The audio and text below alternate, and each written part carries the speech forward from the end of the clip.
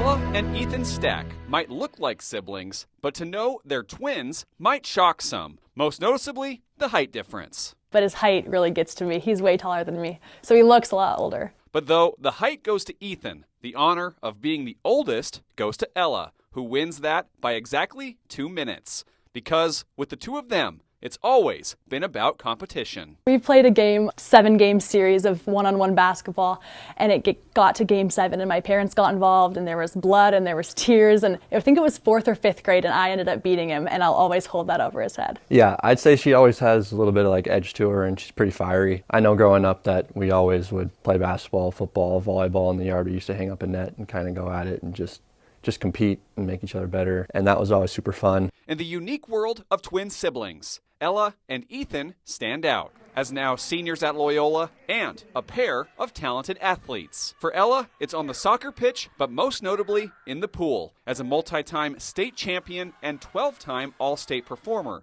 and she'll compete at Colorado Mesa next year. For Ethan, he's a 3-sport athlete, but the hardwood is where he's most well known. He's a key cog in Loyola's bid for a Class B three-peat in a few weeks, and he'll also play college ball at Montana Tech next year. We were a big sports family and still are. They've also been great motivators, and I think it's just been something me and Ethan really enjoy doing, and so it's always just been a thing around our house. Through growing up and finding continued success in sports, they've had each other to lean on and support. I'm super proud of it just because I've seen how far she's come and how hard she's worked for it and fought through adversity with her shoulder and whatnot and still made the best of her situation, and how she still has opportunities to make things happen in college. It's been so fun to grow up with a built-in best friend.